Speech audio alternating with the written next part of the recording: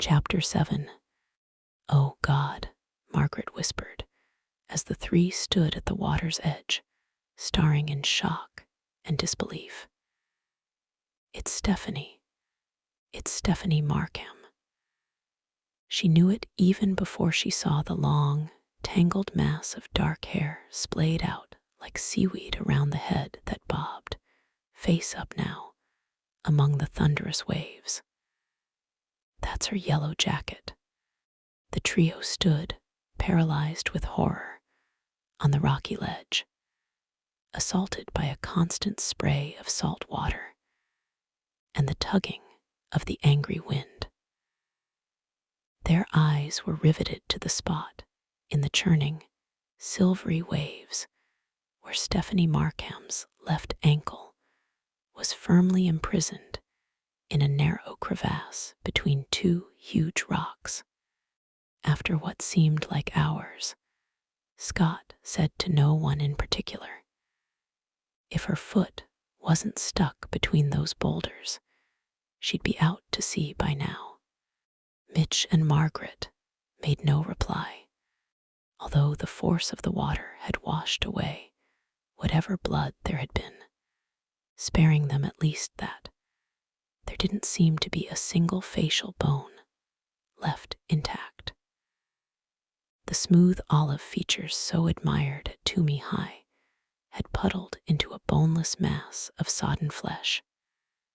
Had that not been Stephanie Markham's yellow jacket? Had that not been her dark hair? None of the three could possibly have been certain who that was being buffeted by the rough, wind-driven waves like refuse from a shipwreck. Her eyes were wide open. If her head had not been turned slightly toward the shore, she would have appeared to be gazing up at the sky. Instead, the glassy, doll-like stare led directly to the very top of the lighthouse. All three heads turned automatically to follow Stephanie's sightless gaze. She fell from there. Mitch wasn't asking a question. He was making a statement. Margaret nodded. The broken railing, that, she sucked in her breath, was the scream we heard. Stephanie falling. Shuddering, she turned away from the lighthouse. "I don't get it." Mitch continued to stare at the white tower. Steph would never have gone up there alone. She hated the place. Anyway, she never went anywhere alone. Well, she couldn't have been with anyone, Scott argued. They would have helped her, run to the park and brought people back to save her. Something. No one did that. I know that. Mitch wiped salt spray from his face with his sweatshirt sleeve. "I'm just telling you, I've known Steph all of my life, and she would never have gone up into that lighthouse alone." Caroline came up behind them so quietly. All three jumped when she asked in a tremulous voice, "Was I right?" "I was I?" "It's just a jack." Then she too saw. She let out a sickened cry. "Oh no, who is it?" "Stephanie Markham," Margaret was the first to say. Is she? Of course she was. How could she possibly still be alive? "Yes, she's dead." Margaret turned to Mitch.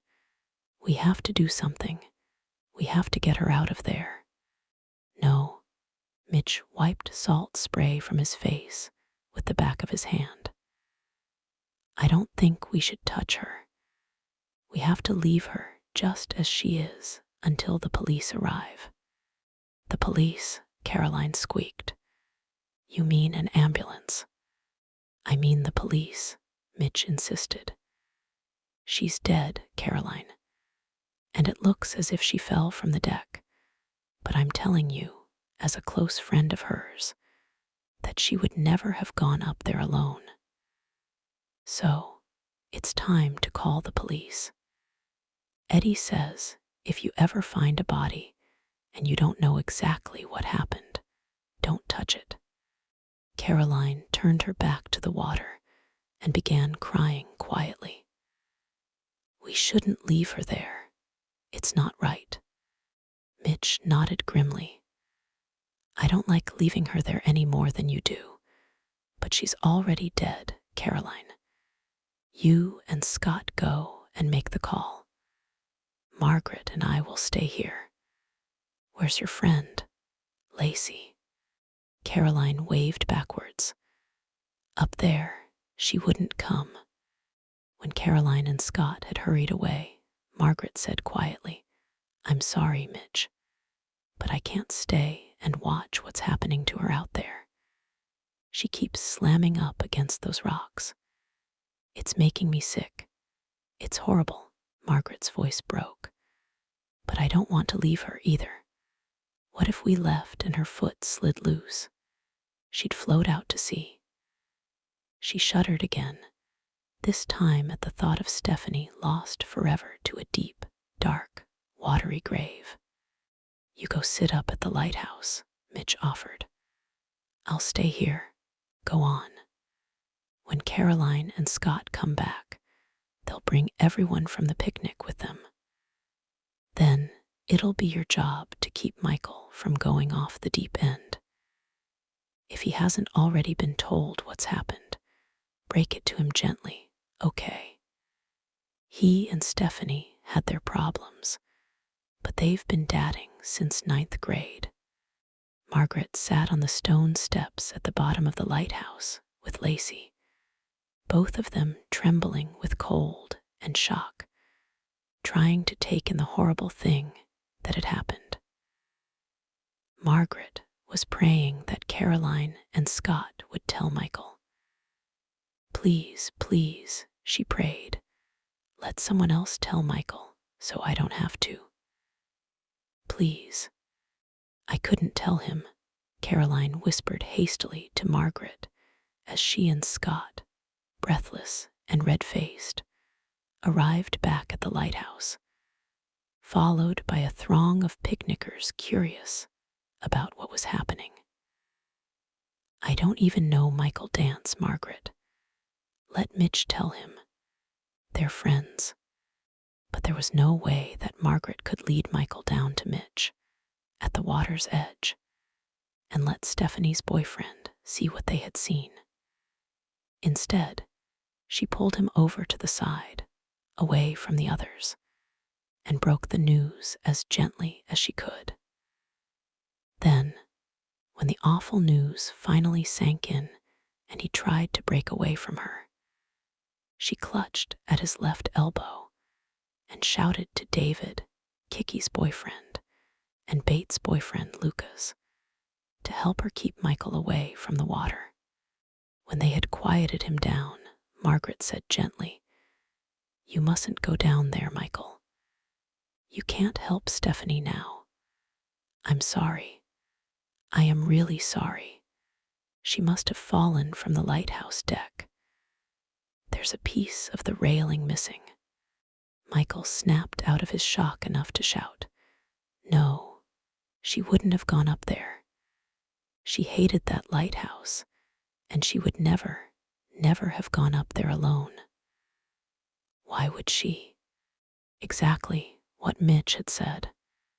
No one had an answer to Michael's question. Little by little, the dreadful news made its way through the crowd. Margaret told Jeanine. She, too, was intent on joining Mitch at the water's edge. Margaret stopped her. You don't want to see, she said. It seemed to her, as words circulated through the crowd, that everyone wanted to see. It took every ounce of her persuasive powers to keep all of them, especially Stephanie's closest friends, from hurrying down to the water. She and Lucas kept repeating that there was nothing they could do, but more important, they'd be in the way when the ambulance arrived. Caroline and Scott will go down and stay with Mitch, she concluded. Could the rest of you please stay here with Michael? She was afraid that if anyone left, Michael would follow. I'm not going back down there, Caroline protested. Her face was as white as Michael's, and she was trembling. I can't. It's too awful. Scott went by himself. Michael's friends rallied around him then, leading him to the stone steps and sitting with him while they waited for help to arrive. She wouldn't have gone up there alone, he kept repeating. She wouldn't have. He said it so often, sometimes crying it out loudly, other times shaking his head and muttering the words to himself, that Margaret became convinced that he and Mitch were right. Both knew Stephanie well. Could they be that wrong about what she would or wouldn't do? They seemed so certain. On an impulse, she got up from the steps she'd been sitting on with Jeanine, Sarah, and Lacey, and moved to one side of the lighthouse, signaling to Lisa and Bate to join her. They looked dazed, their faces stony white, their eyes blank. Margaret, Lisa asked dully as they arrived at her side. Michael needs us now. What do you want? You were Stephanie's best friends. Both of you. Is Michael right about how she hated the lighthouse? Oh, yes, he's right. Salt spray had completely undone Lisa's makeup and her blonde waves. Her hair hung limply along her shoulders like a wet scarf. Then what was she doing up there? Bate answered first. I've been thinking about that. Her voice was husky with tears. And I agree with Michael. I can't figure it out. This isn't the first time we've all been out here on the point. We've been coming out here for years, having picnics and bonfires. Margaret nodded. Us too. I mean, my friends and I. Well, in all that time, Stephanie only went up into the lighthouse once. She hated it, said she would never go inside again. And as far as I know, she never did. Fresh tears shone in her blue eyes. Until now. Kiki, seeing them gathered together, left the steps to join them. She caught enough of the conversation to say to Margaret, Why are you so interested? Her tone was hostile. You're not a friend of hers. We are. We're her best friends, have been practically forever. Stephanie and Lisa and Bate and I, but not you. You hardly knew her. Kiki, Margaret's just trying to help, Lisa said. But Margaret thought the question was fair. She just didn't know how to answer it. She couldn't say, I'm interested, because I've had this awful feeling in the pit of my stomach ever since I came across those slaughtered dresses at Quartet. And what's happened to Stephanie has made that feeling much worse. She couldn't say that because her mother didn't want Lisa and Bate to know what had happened to their prom apparel. Not that there could be any connection between the two disasters. How could there be? It would be stupid to compare the ruination of clothing to the brutal death of a real, live human being. It was just that the feeling she had now, right this minute, was like the feeling she'd had in the alley at Quartet, only magnified 1,000,000 times because that corpse out there in the ocean, and she knew it was a corpse, had been a real, living, breathing human being, not something made out of fabric. When Margaret didn't answer, Lisa turned and went back to the lighthouse steps to console Michael. Bate, pressing a tissue to her eyes, followed. Just because I didn't know the girl, Margaret thought, turning to look down the slope toward Mitch and Scott, doesn't mean I'm not every bit as horrified as everyone else who did know her. Michael's face was ashen, and his teeth were chattering with shock, and Bate was crying quietly. Lisa and Kiki seemed intent on comforting Michael.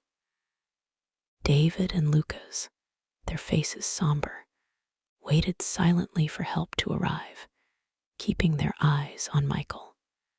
Only Lacey said stubbornly, "Don't expect me to burst into tears, Margaret, because it's not going to happen." She was clearly remembering Stephanie's cruel remarks at quartet. Her own remarks were almost a whisper, which Margaret was grateful for. I couldn't stand that girl, and I'm not going to pretend I'm shattered. She was mean, you know she was. Not mean enough to die like that, Margaret whispered back, seeing that grotesque, ruined face again. Ruined like the dresses in the alley. But this was a life ruined. Gone, destroyed. Not something Adrian could fix with a needle and thread. Not this time.